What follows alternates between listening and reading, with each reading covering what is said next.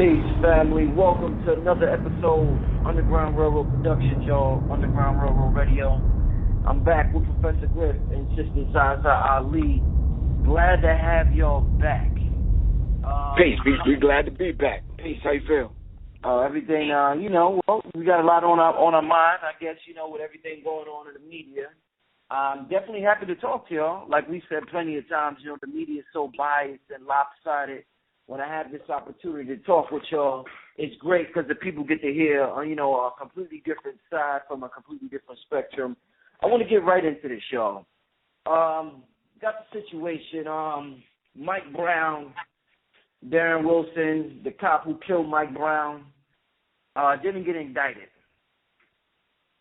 All over the newspapers, all over the radio, just about any media source you could think of, it's there, nationally and internationally.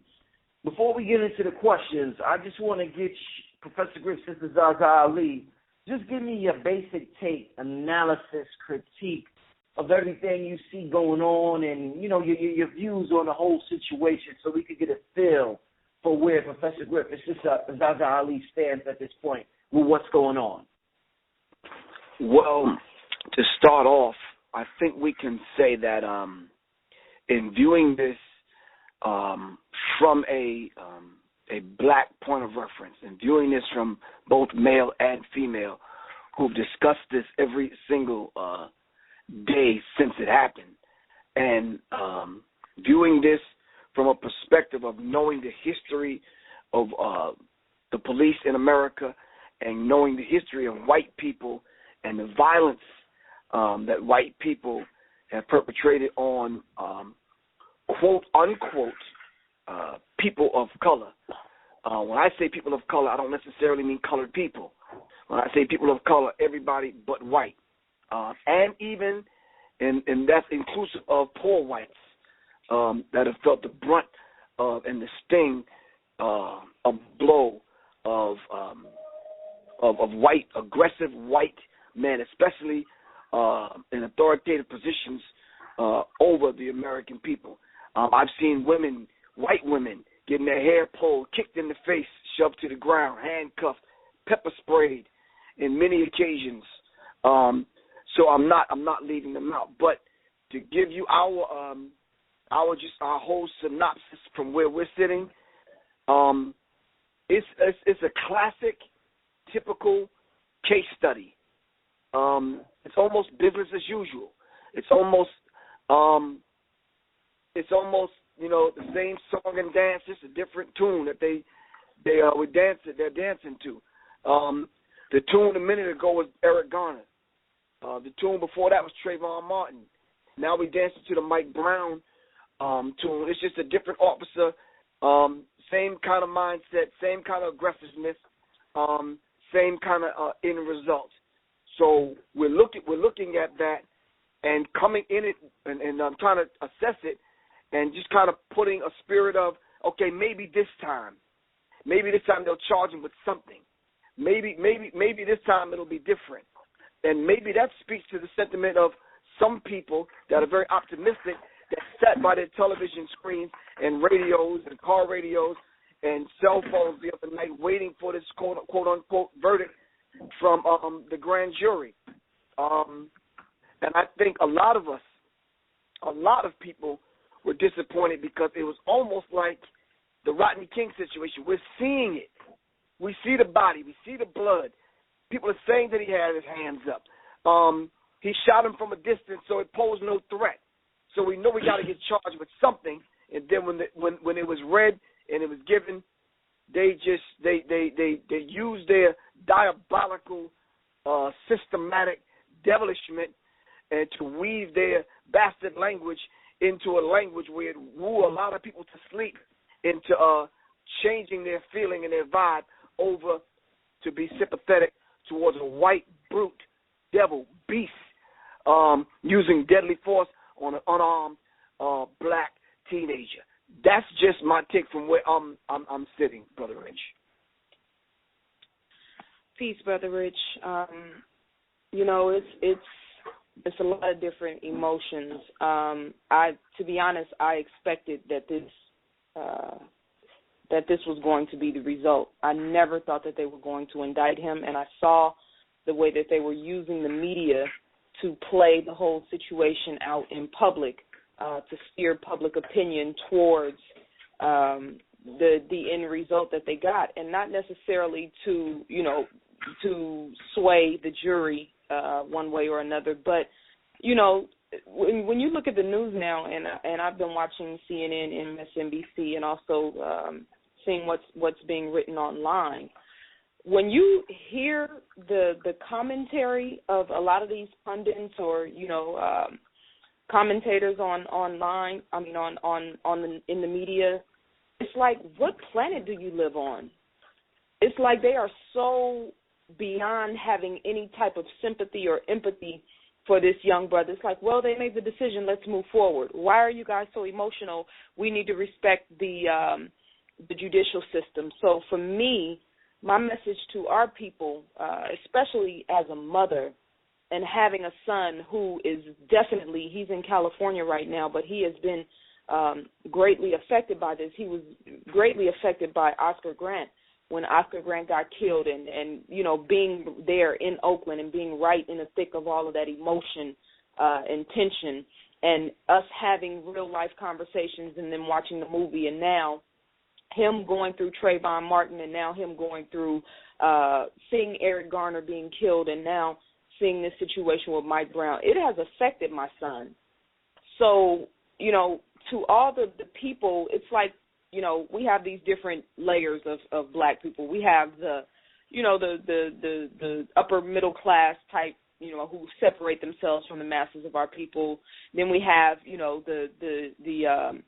the meditation, gurus who are like, rise above, this world, and let's be in the ethereal, reality, and none of these things actually matter. Well, how do I explain that to my son? And how do we explain this to a generation of young children who are watching us let these devils kill our children, and we aren't doing anything about it? Something is happening to them subconsciously or consciously, whether we know it or not. And I think that we are not doing what needs to be done as far as preparing our children, as far as having those real life, realistic conversations, and then preparing them. Another thing that really irritates me is I keep hearing people saying this is a distraction. This is just a distraction. There's something else that's really going on that we need to be focused on.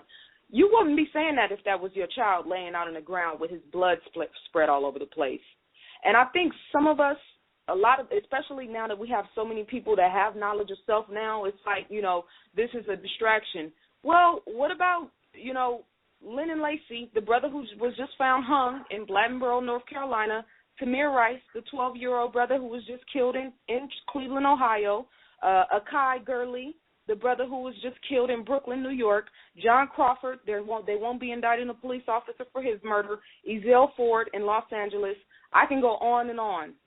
But at what point, if we are so knowledgeable and have so much information and are so high-minded now and have all of this, we've come into this great, awakening, yes, in the age of the Aquarius, and, this is the time when we are going to be separated from materialism, and we're going into, okay, so when does that transpire into something that's going to benefit this reality? Because we are living on a physical plane right now, and a war is being waged against us right now. So I'm going to need those people who have this tremendous amount of intelligence and are operating on this different stratosphere to help us down here, the regular people, to understand how to free our people, not us as individuals, but our people collectively from this hell. And I think it is very irresponsible the way that a lot of people are handling this, particularly grown-ups, when they try to deny the seriousness of what we are facing, because we're doing exactly what they did in the civil rights movement when we always look back and say they let our children down. They didn't prepare our children for what was coming. This is exactly what a lot of our brothers and sisters are doing by trying to deny this war that is being waged on us. So I for one thing, for me, the pain and the suffering, and a lot of people out here are scared. They write me all the time. Not to mention, let me just tell you, Brother Rich, you got some crazy psychopathic white people that listen to your shows that have taken to writing me. Thank you very much, brother, for that. I appreciate the reference. Listen, real quick, Zaza. For yes, some sir. reason, they're obsessed with you and Griff the most. Out of everybody I interview on my radio show, they're obsessed with you and Griff. Listen, I posted a video about Interstellar, something completely way off topic. Some dude in the comment section still managed to mention Professor Griff. I said, what the hell does Professor Griff have to do with Interstellar? That's a side note, but go ahead, Sister Zaza. I have this one cuckoo brain that, you know, one out of probably about 15 that, you know, has Barbie dolls on his Facebook page. It's either a woman or a man, but he's like, he always writes to me like, I heard what you said on Brother Rich. I heard what you said on Brother Rich. You black B, you this. I'm like, bro, why are you listening to Brother Rich? Go listen to, you know, David Duke. If you're not in, I mean, like, tune out. So yeah, I just, you know, I appreciate you for bringing the psychopaths in my direction. They are listening to you, though. I will tell you that they listen to our shows with you, as probably your other stuff. But just the overall thing for us right now is just to really be serious and to be focused and to really step back and just realize, take note of what's actually happening to us, because it's real. Oh, Rich, Brother Rich, before we take the next question, before we get deep into this, I think I could speak for Zaza on this next quote. Yeah, fuck Thanksgiving. Let's go. You know, since we're talking about this, you know, black-white dynamic, and you know, I guess when events like this happen, even if you don't want to think that there's a completely different mindset, you know, it shows when you read comments and things of that nature how differently, I guess, white versus black people, you know, quote unquote, think. I want to read a quote.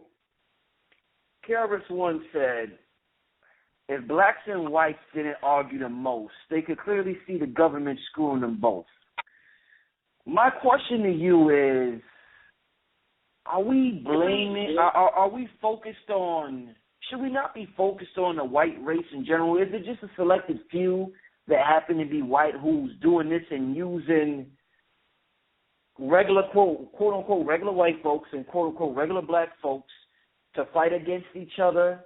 Are they using us? Are we falling into this race war trap, or is it something bigger than what people are saying? You know, some people say, you know, you hear that often. You hear the classism reference. You hear you know, and we talked about the human rights versus black rights before.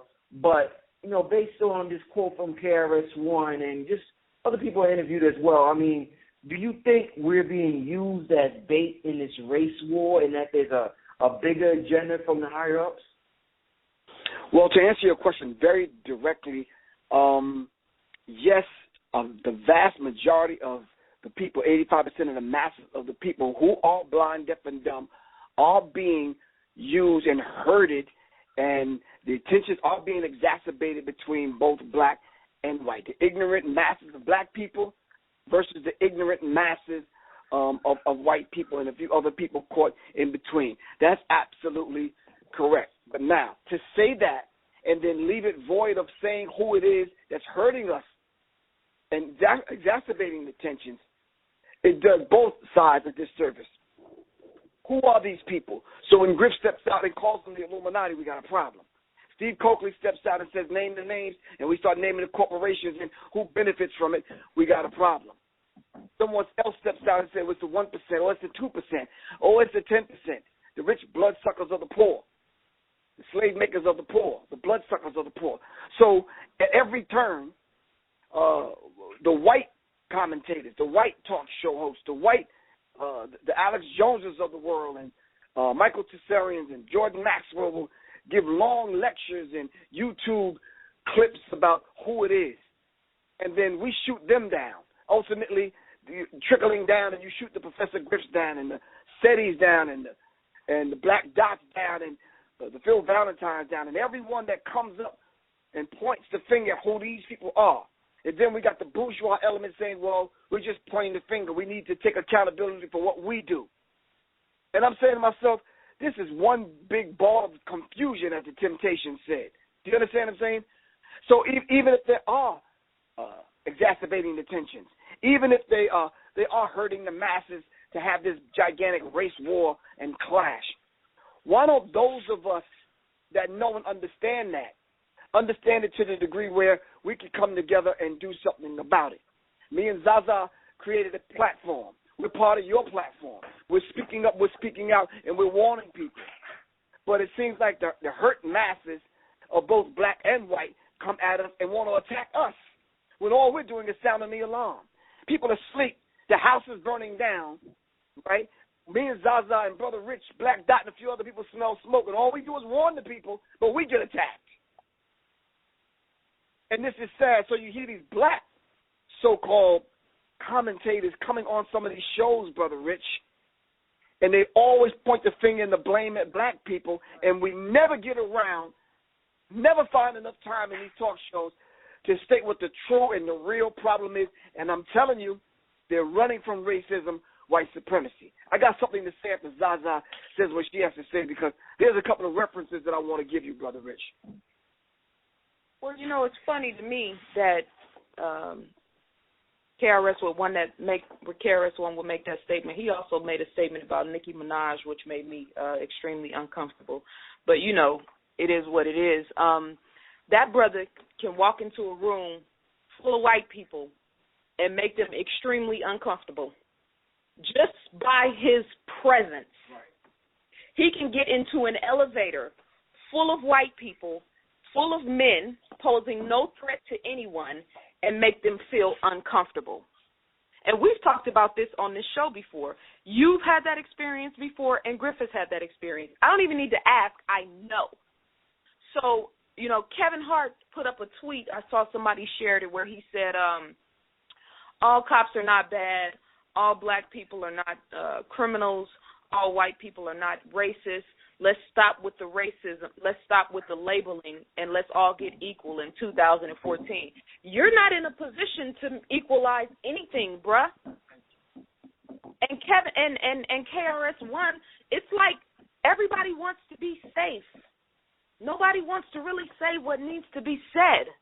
It's not Mexican boys or Latino boys or white boys or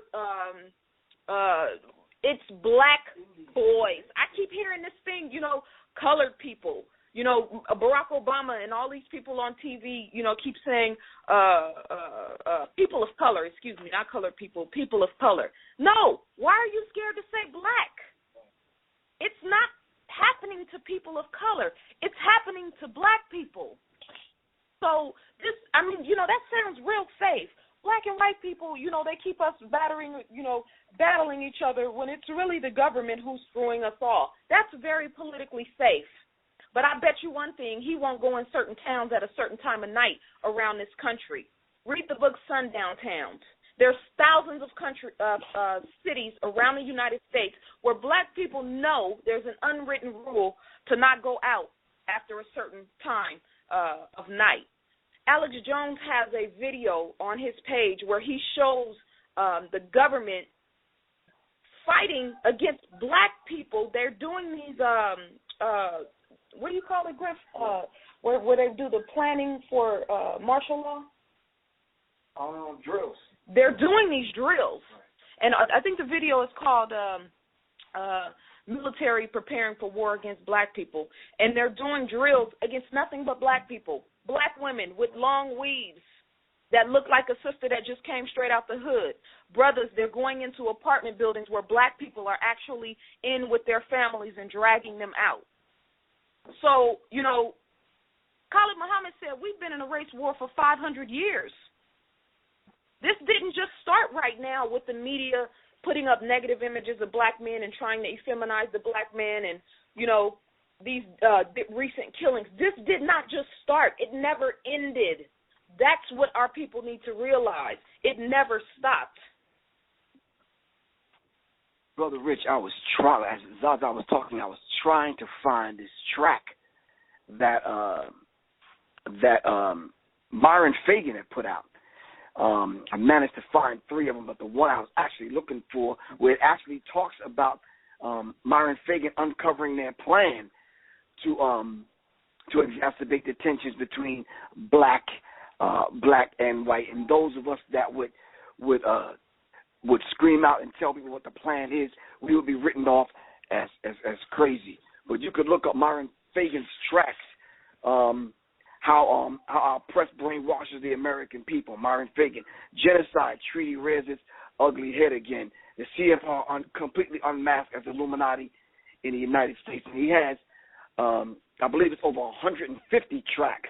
I believe I've collected I had about at least 60 of them, but the majority of them are gone right now. But it's very critical information because this was done before, Brother Rich. If you look back in history, this is the same game that they play over and over and over again, and it seems like we fall for it every single time. Now, I got a question to ask, and this is not taking a pot shot at the so-called positive rappers who are the poster boys now for positive rap. When did these brothers ever become the quote-unquote leaders? And if they assume that particular position and that role, why aren't they leading? You understand what I'm saying? See, Zaza was correct. It's easy to sit back and make a comment like that because we want to hold on to white fans as long as they buy our material, simply because there's a few white people that's still holding on that want to do hip-hop shows and want to be included in. Outside of the context, the cultural context of hip-hop, Zaza was absolutely correct. KRS-One and his African nose and his African features and his voice and his lips and his skin, you can't go too many places in America, bruh. And we need to keep that, in mind. And it's I'm hearing a whole bunch of safe shit, Brother Rich. What does Pharrell say? Hold on.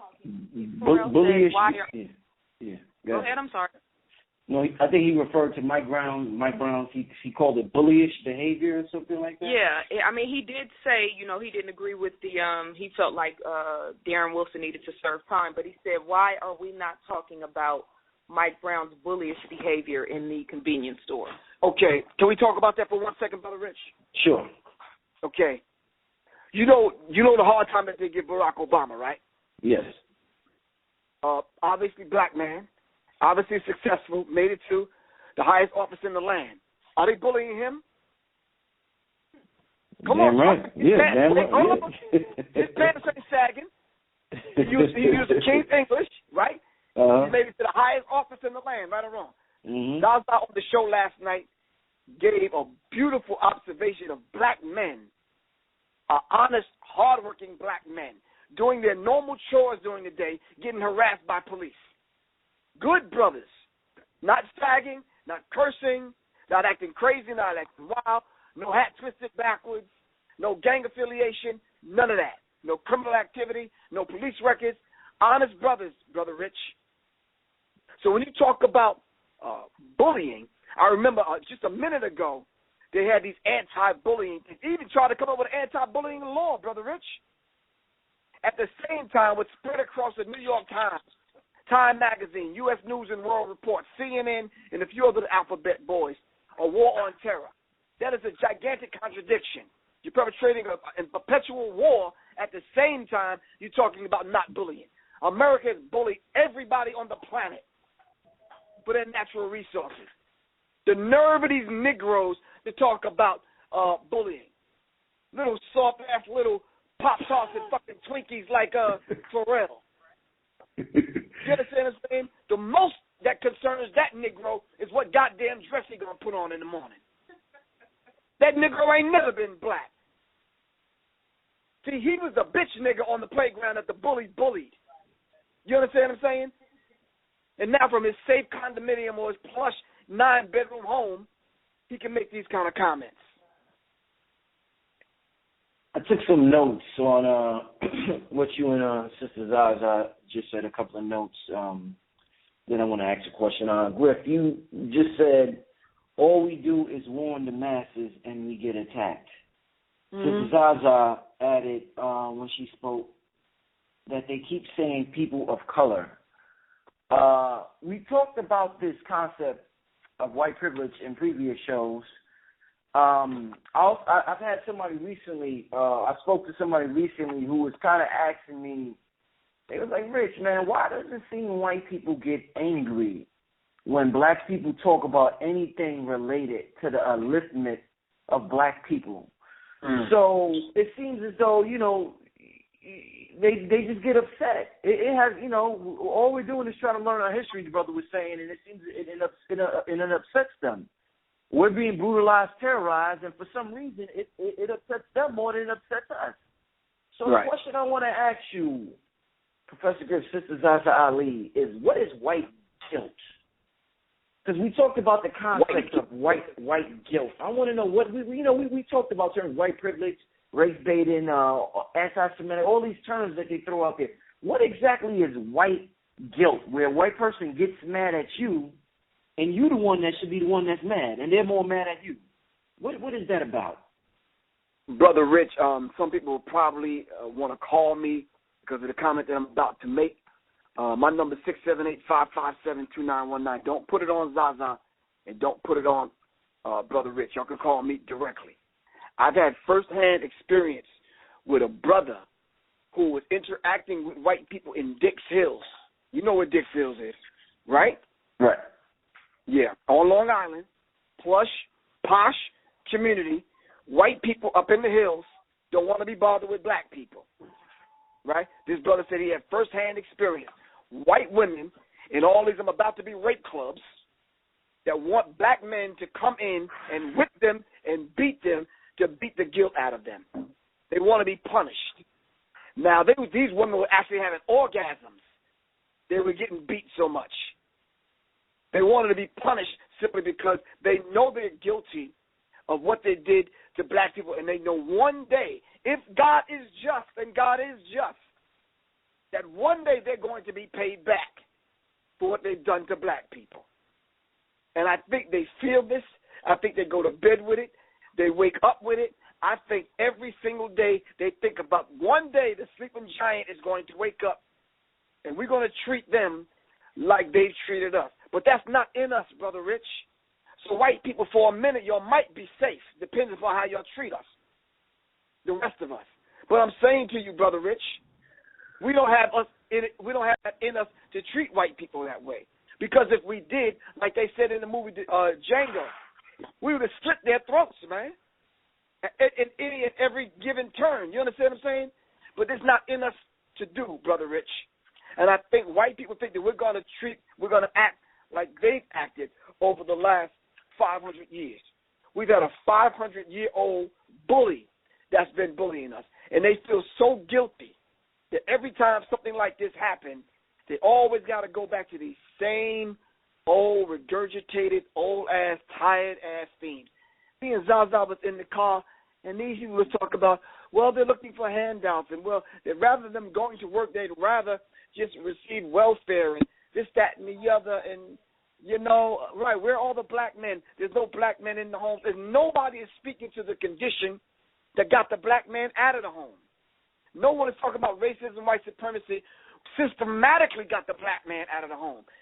Systematically won't let the black man in the school to teach young black children. Systematically set up the projects, Brother Rich. Systematically brought drugs into the black community. And this is a system that is set up. No one wants to talk about that. But I think these safe Negroes go on to make white people feel very comfortable. But you can see it on, and Zaza will attest to this. I've been saying over the last few days, Brother Rich, I'm like, I think some white people want to actually say something, but they really can't get it out, Brother Rich. Some of them really want to say something, but they're afraid how other white people are going to look at them and what they're going to think. You understand what I'm saying? You following me? Right. Well, I looked up the definition of guilt just so I could make sure that I was that I properly addressed the question. The noun, the definition is the fact of having committed a specified or implied offense or crime, and the verb is to make someone feel guilty, especially in order to induce them to do something. I would argue that white people don't necessarily feel guilty, that they continuously deflect their guilt, meaning whenever these conversations come up, whenever these situations happen, like Griff just said, what we were listening to, it always ends up to where the finger ends up being pointed back at us. They always want to talk about what we're not doing. Well, what about black on black crime? Well, what about this? What about that? Well, how come you didn't do this? And how come you didn't do that?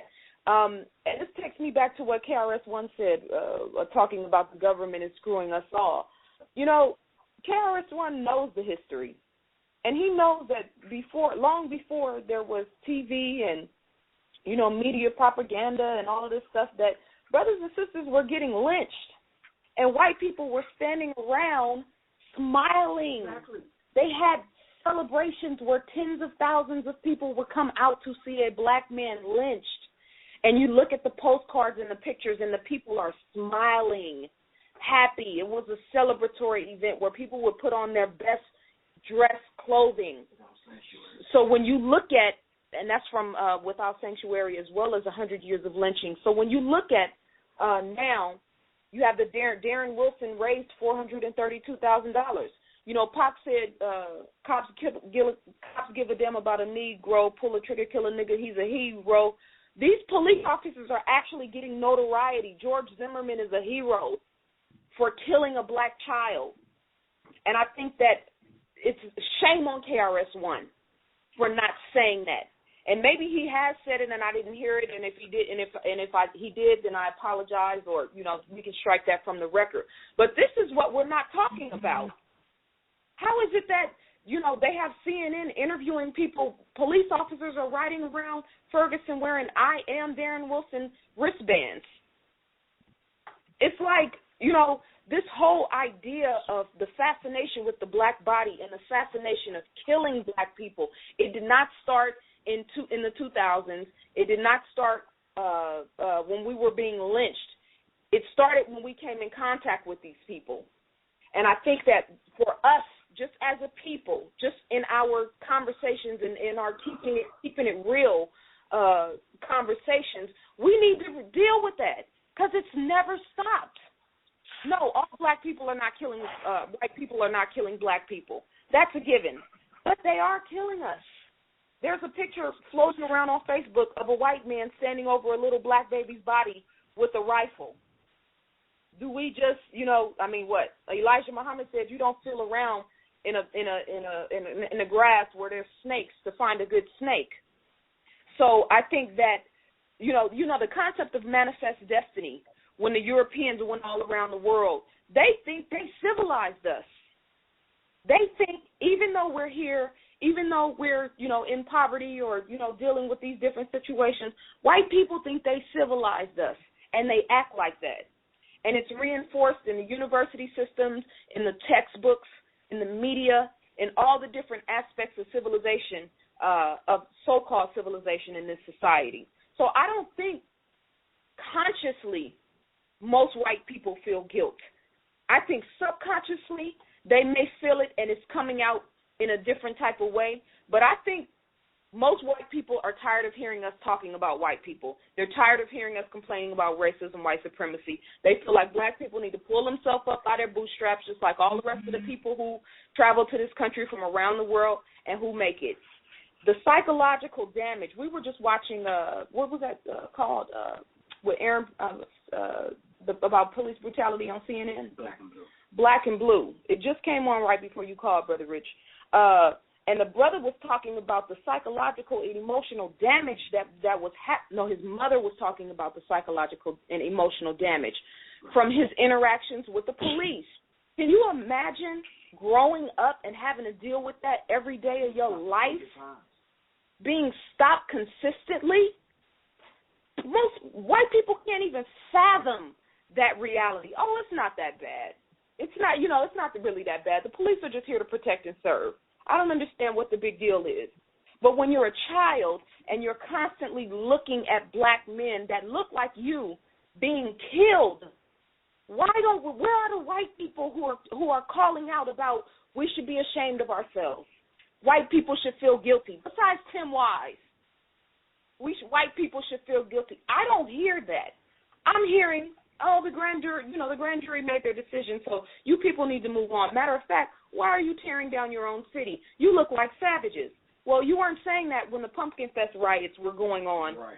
And those thugs, savage white boys and females tore down their city, turned over cars, burned cars, went crazy, threw bottles at the police. I didn't hear any white people talking about that, not in the mainstream media.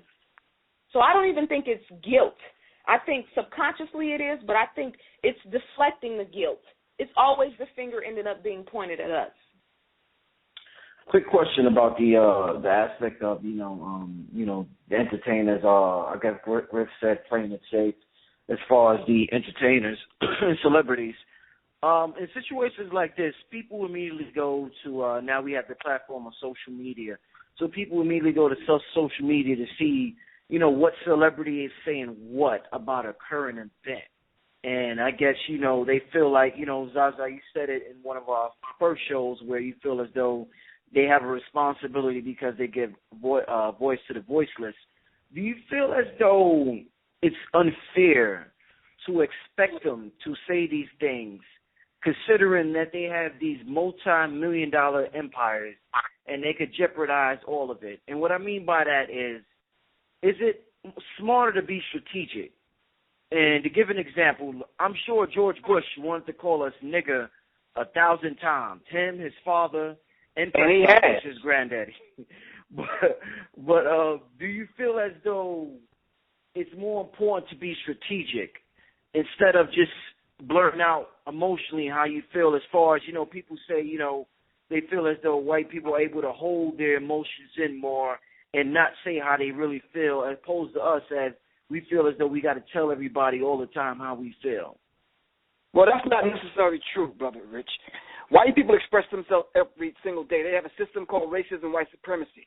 We may yell, curse, kick, and scream, but white people will shut jobs down and lock black people out. White people can determine where you live. White people can determine how far you go in your job, in your career, in your schooling. White people can determine livelihood. White people can determine a whole bunch of things. White people can determine whether you live or die at the hospital.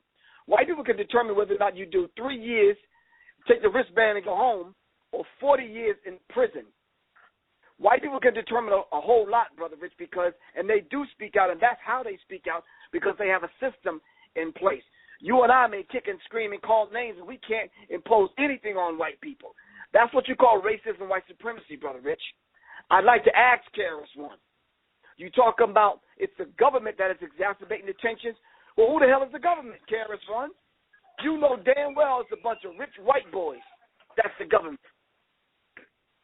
We know this already. So, yes, we need to speak up and speak out on the entertainment level. And, Brother Rich, guess what? You have a multi-million-dollar industry that you are in charge of, Brother Rich. Guess what it's called? Your fucking life. It's your life, Brother Rich. I have one, too. I have lives that I'm responsible for. You understand what I'm saying? Just because theirs in terms of dollars, I think mine is a little bit more important. I got the responsibility of being someone's dad, someone's father, someone's grandfather. I have the responsibility of coming on Tuesday, Wednesday, and Thursday, and people hearing my voice. Hopefully it'll spark something in them, and we're raising the conscious level of our people. We're touching people.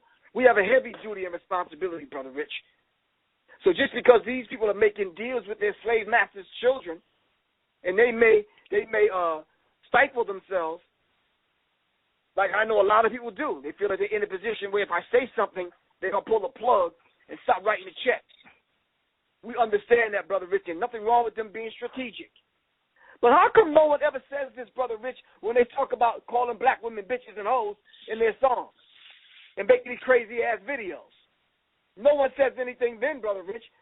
Zaza sat on this video, this hut video, and talked about it for a long time, probably the whole time she's been in Georgia.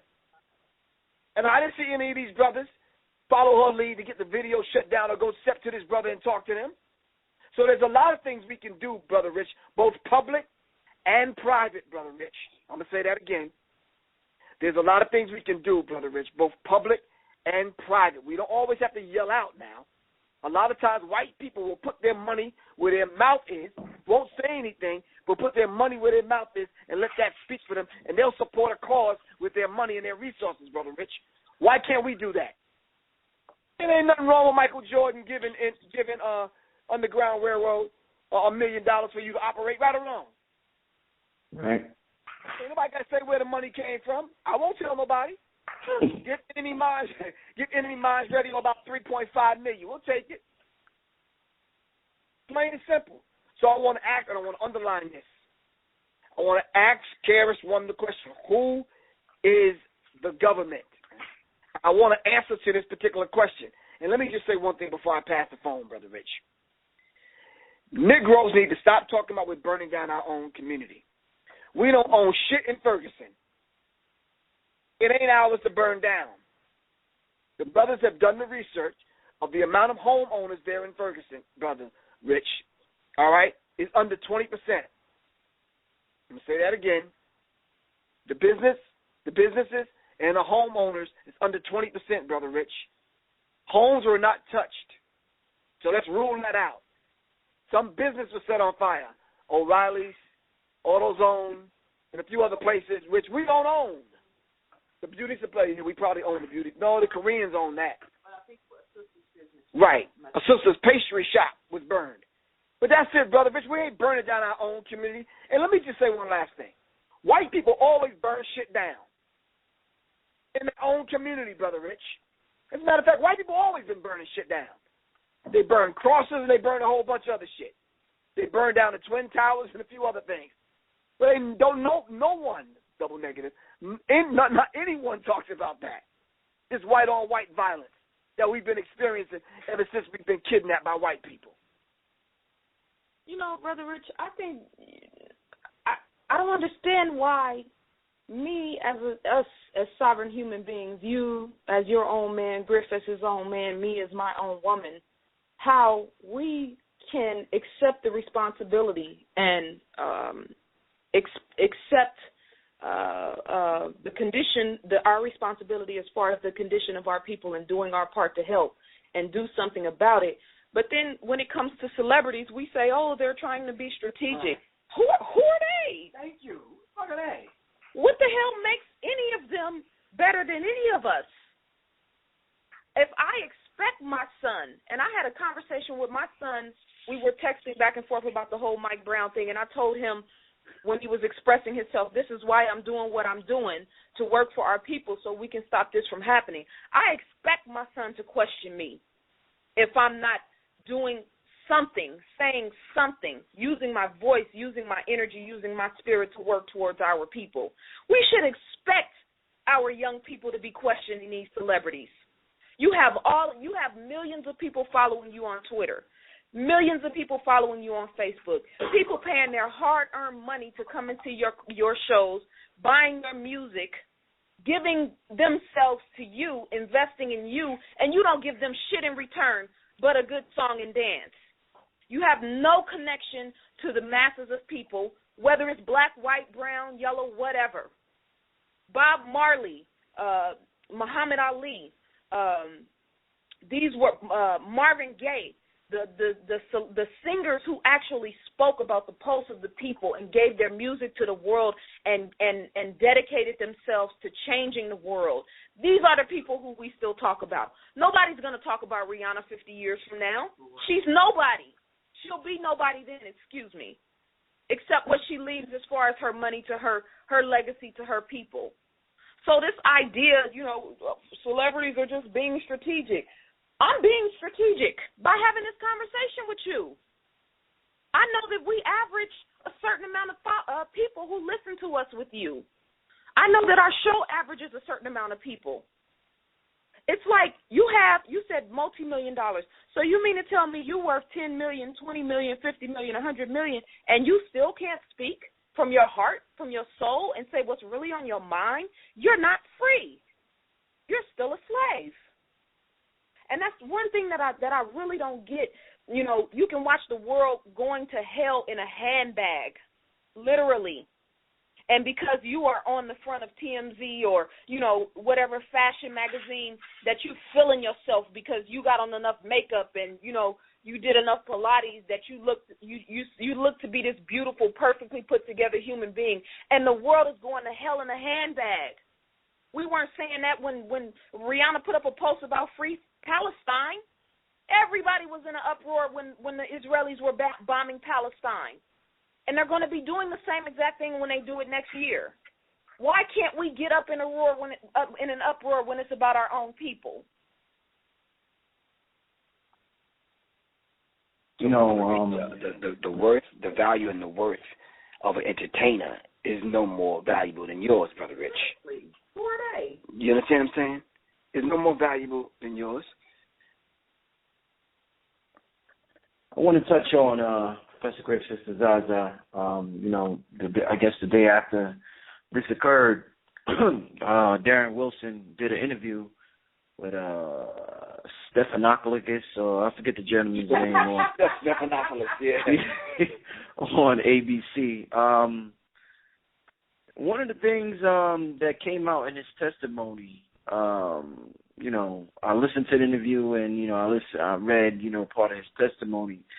He compared Michael Brown to Hulk Hogan. He said holding on to his arm was like Hulk Hogan. He thought he seen a demon, and he used these adjectives of how scared he was and how physically intimidating Michael Brown was to him. So, this what made it justified for him to do what he did. We've talked pretty much the whole year about Francis Cress Welsing, ISIS papers, the fear of white genetic annihilation.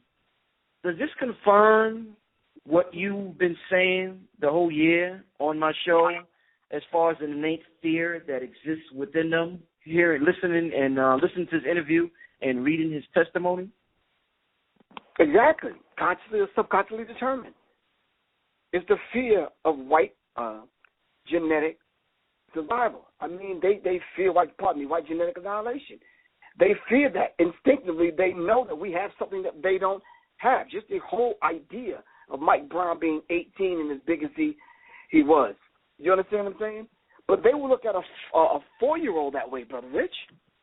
It's something that this 4-year-old little black kid has that this grown-ass, 6 feet tall, 250-pound white man doesn't have, Brother Rich, and they view us just the same. This is why doing this whole idea of eugenics is so easy to poison and make black women suffer. Now, right? It's easy to institute certain things, and as far as tracking is concerned, by the time you're in the 3rd or 4th grade, they already got a prison cell prepared for you. It's easy for them to do that because they view a black child the same way they do a grown man. Dr. Martin Luther King said we should not be judged by the color of our skin, but by the content of our character. Well, what kind of character do white people have that we should judge them? And let's keep in mind, Brother Rich, Ferguson is only a microcosm of what's going on in the macrocosm. There's Fergusons all over the place, Brother Rich. They just haven't exploded yet. We mentioned as I said a few minutes ago, that a 12-year-old little boy was gunned down for having a BB gun on the playground. You understand what I'm saying? So we have to understand this particular thing. And guess what, Brother Rich? I don't like to pat myself and Zaza on the back, but we was 1,000% correct. And some of your listeners and some of the people that heard us say it every single show and mention the fact that racism, white supremacy is at play here, we was 1,000% correct. And we owe that credit to Dr. Francis Cress Welsing and ultimately the Creator.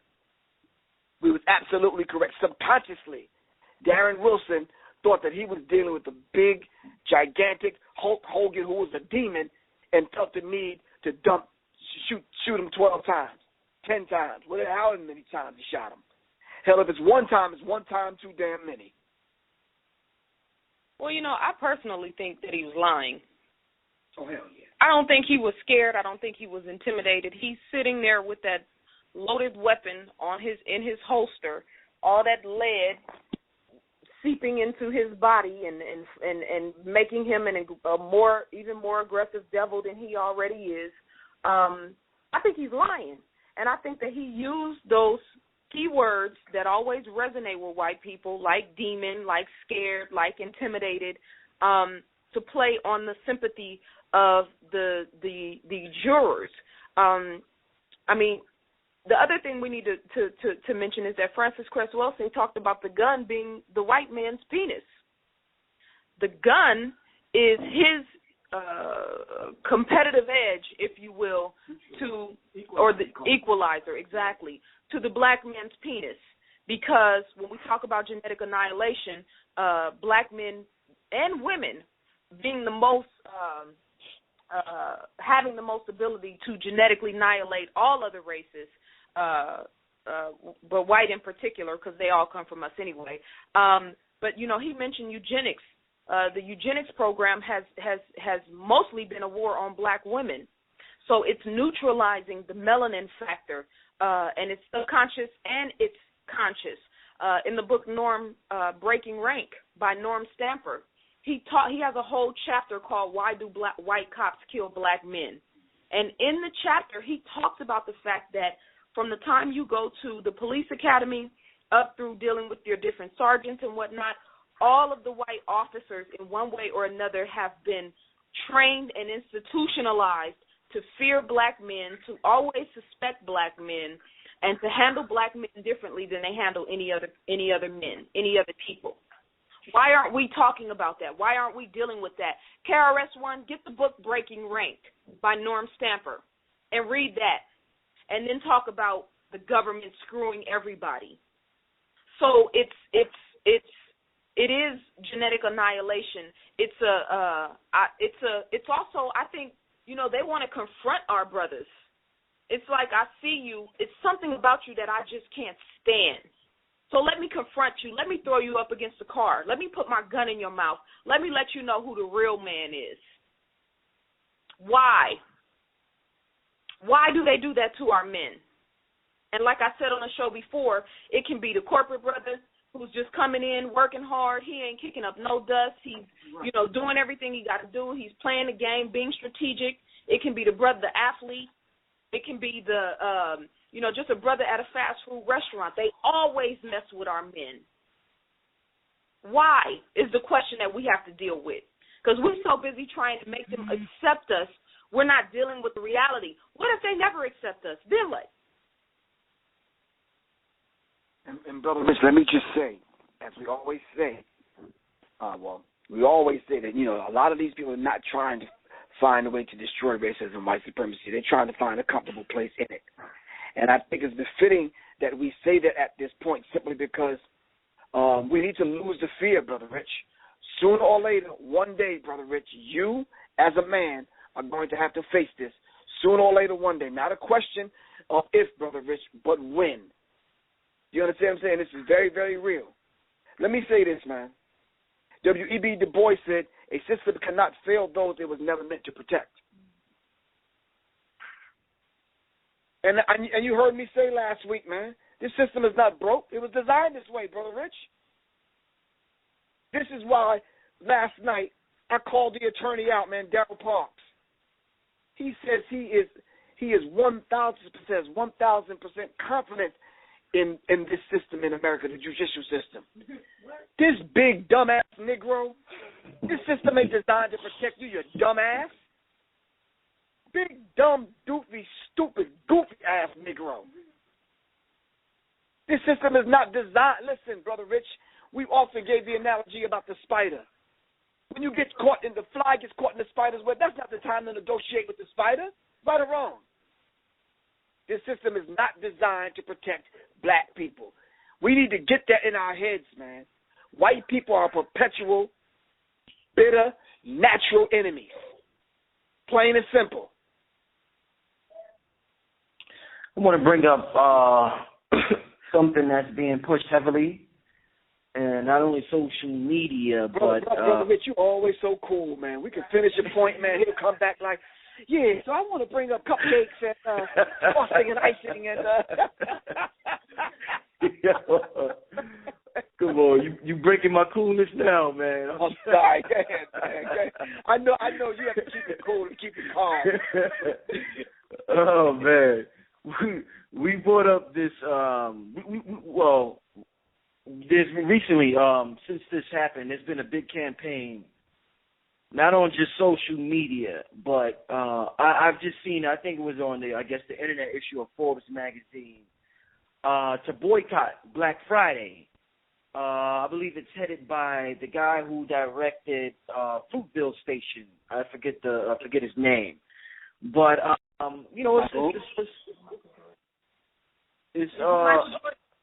she said it was Michael Jordan that was the director. Oh no, that was the actor. No, that was the actor. Okay, I'm sorry about that. Yeah, so it's pretty much it's going all over the internet. Everybody's talking about boycotting Black Friday. Now I know on a recent show we talked about the issue of boycotting, and you've given your stance on it. I want to make a comment to what you and Zaza said, just based on the general consensus of what I've heard since then. I'm summing up in my words, and then I would love to hear y'all rebuttal based on that. And I don't want to misquote y'all, so if I'm saying something wrong, please let me know. All right, now, so, and the reason why I bring this up, because this is obviously something that, the masses of black people feel that it's going to be an effective tool. So it's something that we should talk about and figure out what's really going on with this boycotting thing right here. So, like I said, I interviewed Sister Zaza, Professor Griff. You said you was against boycotting. You felt as though, why boycott when they print the damn money? Am I right? No. Okay. Clarify for me before I continue. I don't want to get it all twisted and screwed up. I think the language is wrong. We never said we are against boycotting. It's the whole idea of boycotting or temporarily trying to make a stand and then turning back and going back to the same way of life. And yes, they do print the money. And then the other idea is that we are somehow going to. Now, let me say this. We said in that interview and have said on our show last night, and will continue to say, by all means, boycott Black Friday, boycott Christmas, do all of those things. We should be doing that anyway, but I think we get stuck. We have emotional orgasms as a people. Yeah, we're going to get all fired up and do this one thing, for Black Friday. I'm not going to spend my money. I'm going to stay home. And then 2 weeks from now, we're in Walmart. And then 2 weeks from now, we're in Walmart buying the things that we didn't buy on Black Friday just because we wanted to make a stand that day. So, this is when the keeping it real conversation needs to take place. It's not a boycott. It's developing your mind into a way of life that we're emphasizing. Not trying to distract people from actually boycotting, no. And the other side of that is, so let me get this straight. We're going to economically hit white people in the pockets through corporations. Then what? Are the corporations supposed to rally around us and go in and get laws changed for black people? Is that what we're expecting? Well, let me respond to that, Sister Zaza. From what I'm getting, the point I think what's trying to be made is that by boycotting these corporations, we're the number one consumer. White people generally keep their monies in their pockets. We're a huge industry, even in poor neighborhoods. We spend money. If there's one thing we do is we spend money. We can't keep it in, like they said, it burns a hole in black people's pockets. I think what is being said is that by boycotting these corporations, there's different levels of racism. There's levels of racism where there's a Federal Reserve that prints the money and makes the money, and then there's a level of racism where there's these white corporations that actually do want our money, that want us that we put their children through college. We pay for their marriage. We pay for their vacations to the Caribbean islands. So what's being said, from my opinion, is that by boycotting these corporations, you will begin to create a situation where there's infighting, where the corporations tell the other white boys, hey, listen, man, we know y'all got your agenda, but our agenda is to exploit these niggas financially. Y'all messing up our money. So we not getting paid, my son can't get that Lexus he wants for graduation. I can't send him to the top Ivy League school in the country based on some middle-class nigga. So the corporations, not because they have a love for us, but because one cracker is screwing another cracker, and there's an infighting that's going on. So I think what's being said by the boycott is that, we're sending a message to the corporations, and unknowingly the corporations will send a message for us, even if they don't want to, but because our money spends for all of their expenses. Okay, first let's get something straight. Black people do not spend the most money in the United States. Thank you. White people are the majority population, numbering over 200 million people in the United States. They do not only save their money, white people spend money.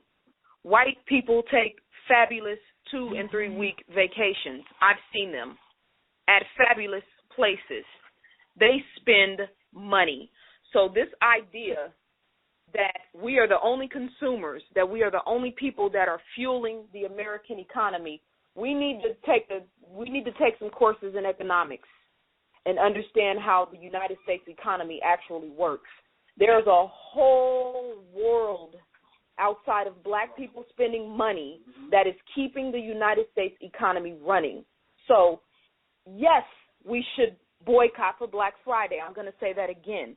But you're not going to break the bank because black people don't go spend money at Walmart on Black Friday. I'm going to say that again. We are not going to break the bank because black people don't spend money at Walmart and Target and Macy's and Nordstrom's on Black Friday. It will be a dent. They'll take notice. But it's not going to hit them as hard as we think it's going to hit them, particularly because the momentum that we see now, the people who are our people who are the most frivolous, who are ignorant and set in their ways, ain't checking for none of us. They're going to be in line on Friday at 4 o'clock in the morning at Walmart. They're going to spend their money. They're not tuned into this conversation that we're actually having. Black women spend $500 billion a year on their hair. Let's talk about that. $500 billion in the hair care industry. Do you know how much black women spend on weave every year? Let's talk about that.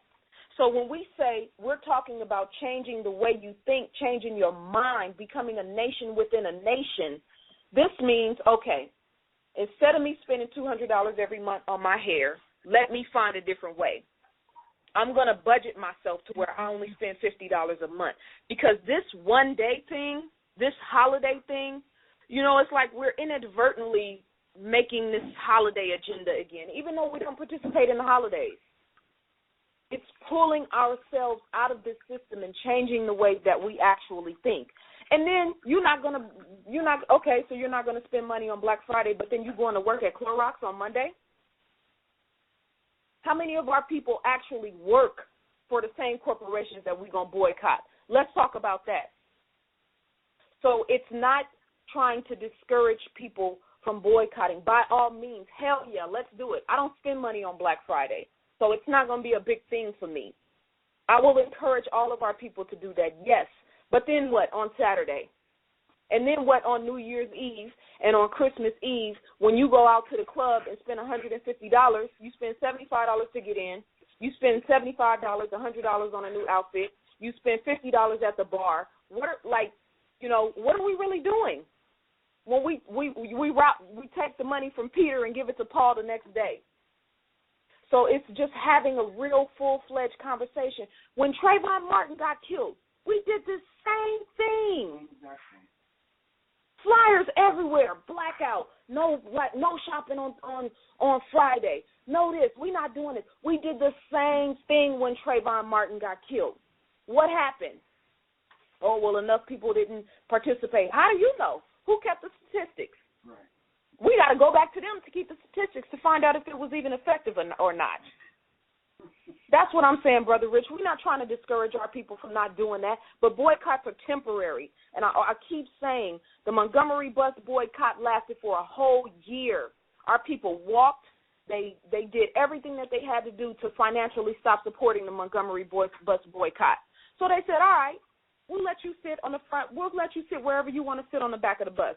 So this whole time that we're temporarily boycotting, we could have been finding a way to create our own buses and create our systems of transportation. What I'm saying right now is while we're talking about boycotting, we're missing out on the conversation of creating our own institutions, creating our own businesses. Where's the place that the black-owned business that can replace Walmart? Not on a full, whole scale, but where can we buy T-shirts and socks and tissue and paper towels and toothbrushes and toothpaste and, women's feminine products and the things that we have to get from those stores? Because even if you don't get it on Friday, you're going to get it next week. So that's all we're saying, Brother Rich. Think higher. Strive higher. Boycotts are temporary.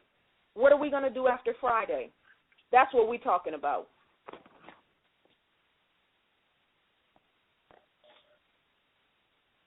Brother Rich? Yeah. I thought you was going to add on to that. Oh, no. You know I can't come behind that. No, I'm sorry. I'm sorry. But I did make mention of the fact that the protest denotes powerlessness. But there is a need for some of us to get that frustration out. So a certain amount of us are going to protest. And right now, as I'm speaking, Brother Rich, some people are saying, well, I don't know, Griff, because 120 demonstrations are going on in 35 cities right now and internationally. So I could be wrong, Brother Rich.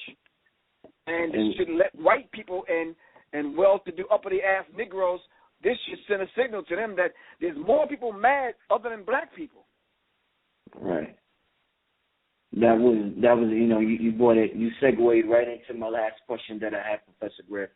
My last question was going to be on the international criticism that this verdict has received. Maybe I don't pay attention to the news that much with other verdicts, but I've never seen as much criticism with this verdict as I have with other verdicts, as well as, like you said, the demonstrations taking place throughout the country, even here in New York with demonstrators shutting down, all the bridges, the Brooklyn Bridge, the Triborough, the FDR Drive, and, different highways, West Side Highway. Mm-hmm. Do you think, I think it was, that dictator of North Korea, I forget his name, but, they're calling U.S. hypocrites at this point for intervening in all these international affairs and being the quote-unquote moral authority of the world. But here you have it. When you look all over the news, it looks like, if you look at the pictures, these small bombs they were throwing at the people, the tear gas they throwing at the people. Like you said, protests in over 20 major cities, 30 or some odd, and who knows how many more throughout the world. I hear there's protests going on all over the world. When you see this, you don't think of that perfect image that we have been programmed since I was a kid that this is the best thing there is in the world. Nigga, if you don't like it, leave the country, Griff, because this is the best motherfucking thing that you could ever receive in your life. So we're not, we've been fed that, and a certain amount of us believe that. Like, this is the best shit, in town. With all this international criticism, do you think I'm sure it taints the image, but is it going to force, the government to make some policy changes, in your opinion, or make some adjustments to their hypocrisy that they call it democracy? Because they can't keep calling it a democracy, and this keeps happening, and there's 30 protests in cities from here on out every year. So are they going to have to make some strategic changes to how they, run this thing here because of this international criticism? Of course, but not the way we think. We're playing right into the script. They anticipated that, Brother Rich. Listen, they plan ahead. You understand what I'm saying? This cracker's not caught off guard. What was it, the Occupy Wall Street protests, where there were tens of thousands of people all over the world? Right. The Occupy Wall Street was an example. Occupy Wall Street, Brother Rich, and yelling at empty buildings and cars going by, Brother Rich, that was planned. At the same time, you remember shortly before that, Brother Rich, the revolution was going on in Egypt, Tunis, I believe, and a few other places in Africa, and then they claimed that social media set it off.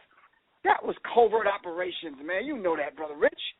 That was a psyop, just like there's a psyops in Ferguson right now, a psychological operation. They're burning their own communities down. Right.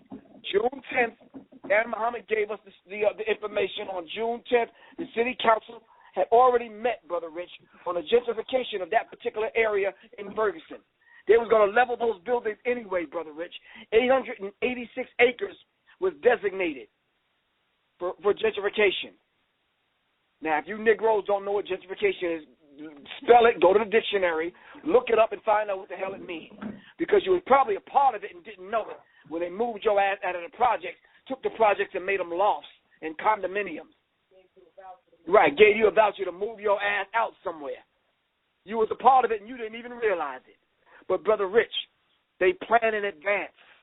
They already know that a certain amount of people are going to be angry, Brother Rich, and they know how long it's going to last. Thank you. So what they did was, Brother Rich, they put agent provocateurs among us, and they hired you to come among us to exacerbate the tensions, all right, to keep the fuel the fire, to keep it as going as long as it's going. Listen, there's some honest, good people out there that want justice, all right? Screaming no justice, no peace ain't going to get it, Brother Rich. It's just not, that's not going to get it, man. And yes, there are going to be some changes, but changes for the worse, man, when it comes to us, Brother Rich. You know, I let me just say something real quick before I answer your question directly. There's something back to the thing about boycotting. There's something about us thinking, having the mind frame of teaching them a lesson versus us building our own community. Right. And that's the mindset that we're in right now. We want to teach white people a lesson. Oh, okay, you're not going to indict Darren Wilson? We'll show you. We're going to show you on Friday. Stop that shit. Right, it's childish. That's nigga thinking. Right. That's tenant thinking. They think like landlords. We think like tenants. So I just wanted to say that because I couldn't find the right words originally, but that pretty much sums it up. But Griff said that this is psyops in Ferguson, and he is absolutely correct. The sister with the pastry shop, and our heart goes out to the sister, and I'm hoping and praying that she was official with her business and had insurance. She'll rebuild, and she'll come back, and she'll be stronger than ever, or whatever she decides to do. But why is it that the cameras were there to catch the whole thing, but no police were actually there? See, what happened is the first time they put the police, military in full force in the street, treated the people like savages, used tear gas weapon type artillery, acoustic sound weapons, all of this, right? Then they say, okay, you say we did too much. We shouldn't, you don't want the police being militarized. Okay, cool. We'll leave the niggas alone. We'll let them have at it. So they let the buildings burn. They could have saved those buildings. They could have saved those buildings. That was for TV, and all of the reporters were strategically placed right in front of the, 4 buildings that actually got burned? I think it may have been 4. They haven't given the tally on the property damage yet because we know there was no major damage. Public storage is going to be fine. The beauty supply is going to be fine. Hopefully they'll get up out of the black community and go start taking advantage of their own people. But the hands up, don't shoot thing. Please let me address this. We really need to stop. It drives me crazier than anything. And now we have people protesting all over the world saying hands up, don't shoot. So if I don't put my hands up, that means you can shoot. It's like we don't even realize how we are minimizing ourselves, like walking around with a bag of Skittles and iced tea talking about you supporting Trayvon Martin. So, and then the thing about, will this wake the masses of people up? In Atlanta, we drive past people who are living in poverty and homeless every single day in every single city in this country. We step over people who are living on the streets. It's freezing in New York right now. What's the statistics on homeless people there? So you got people stepping over homeless people and going to Wall Street and, you know, tycoons who are making hundreds of $1,000s every day, and we talking about, is this going to change the way the world, you know, how can the United States has been a hypocrite. We have people suffering all over this country. Have you ever been to the wards in Houston? It's like you in a different country. The people are so poor. So how dare we, you know, the United States, and I keep saying this, if you sit back and watch the ID channel and see how many white people kill white people on a daily basis, there's some savage people in this country. You know how many women get raped in this country every year? So, yes, it's not the land of the free and the home of the brave. It's the land of the bullshit and the home of the slaves. And, yes, I'm here in the United States freely talking about how hypocritical this land is because my ancestors were here already before any Africans came here. And when the Africans came here, more of my ancestors were brought here. This is our planet.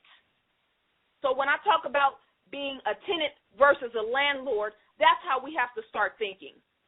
And it's the system of racism, white supremacy that's perpetuating all of it. Yes, they knew that the young people were going to start looting and looting those stores. They knew that was going to happen. There was absolutely no police presence. But we're standing back. Everybody's now talking about the violence. Oh, the violence. You know, I understand you're mad, but the violence. Our young people are scared. They have no guidance. We aren't telling them where to go, what to do, and we aren't protecting them. So right now, for them, it's fuck the system. Fuck the store. Fuck the beauty supply. Fuck everybody who didn't stand up for Mike Brown. It's fuck the system.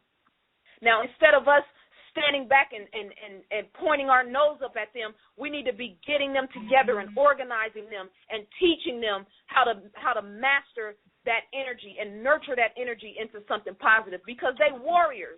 They just don't know what to do. I know I went off, Brother Rich, but I you know, it was just a few things that I really needed to get off my chest because we are so hypocritical. We standing back and watching these young people. The cameras wouldn't even be there if they hadn't. I said this in Oakland when Trayvon Martin got killed. I told all of the people in the town hall meeting at BART, I said, y'all some hypocrites. Everybody in here talking about the young people and how they took to the streets. CNN wouldn't even be in here if it wasn't for them. So I'm proud of our young brothers and sisters who took to the streets. I don't like the looting and all of that, but it's misplaced frustration. We got to start teaching our young people. What they don't know is reflected on us. You know, and also just to you know, piggyback on what you said, you know, and I'm glad we did the show on the Pumpkin Fest riots to show the double standard that exists within the media coverage with these riots.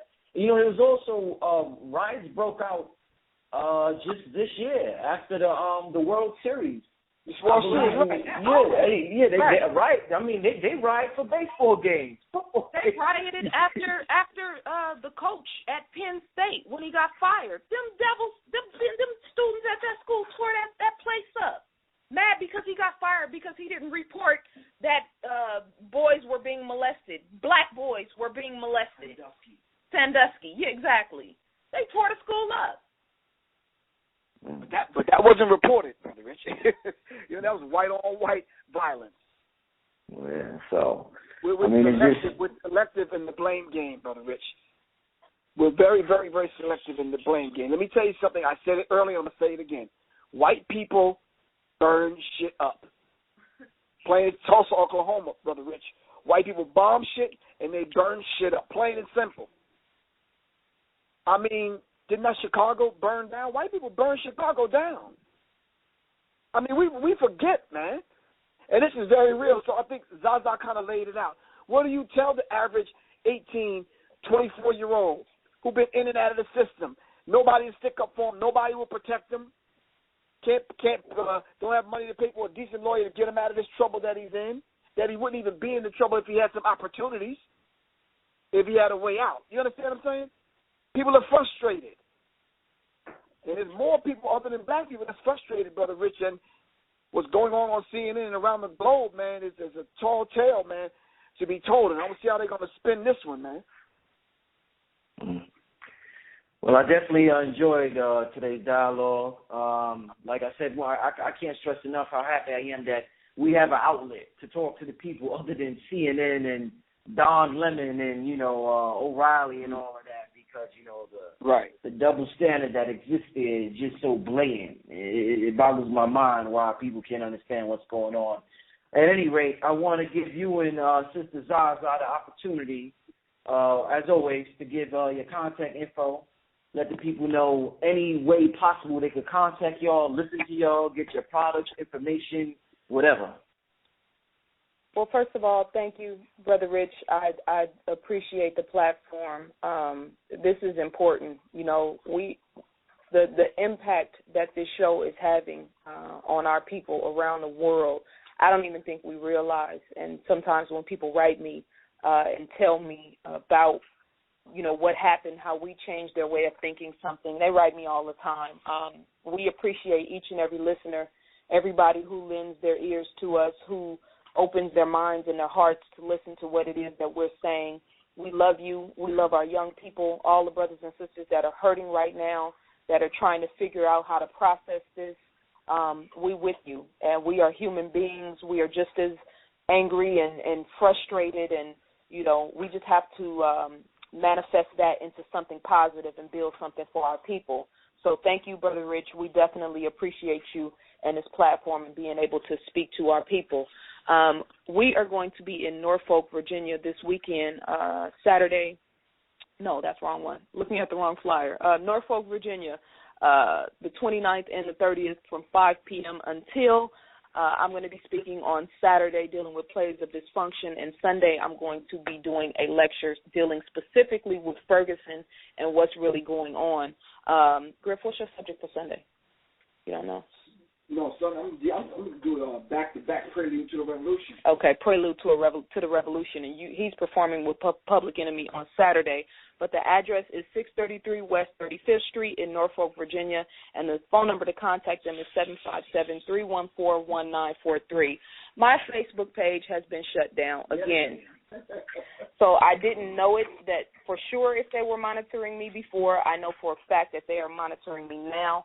I'm not going to start a new page yet. I'm just going to wait it out and see. They asked me for some stuff. I sent it to them, so we'll see what happens. But in the meantime, you can always reach me on the Enemy Minds radio page. It's NMEMINDZ radio. That's on Facebook, and our Twitter handle is Enemy Minds radio as well. If you need to contact me, don't hit me. Well, you can't hit me on Facebook. Send me an email at mindmatters, mindmatters99@yahoo.com. And as always, Brother Rich, they can call me at 678-557-2919. That's 678-557-2919. Or they could just hit me up. Facebook hit me up, but I hit them back. I says, yo, this is Griff. What y'all doing? You understand what I'm saying? So my page, my ex-minister page is not up. I had to change mine also. So they made me put, I don't have a government name no more, but on the day of the verdict. Right, I own the day of the verdict, right. They made me put my attributes up there, man, so they could hit me on Facebook. Just Google Professor Griff, Kavon Shaw page will come up. Just get at me for real. But my email address is professorgriffpe@gmail.com. And like I said, Brother Rich, every Tuesday and Thursday on www.blogtalkradio.com/minds, MINDZ matters, MATTER. The name of the show is Enemy Minds Radio. As we sign out, Brother Rich, in the immortal words of Mike Brown's father, burn this bitch down. Once again, this is Brother Rich. Check out the website, undergroundrailroadnet.com. And we signing out, y'all. Peace. Peace.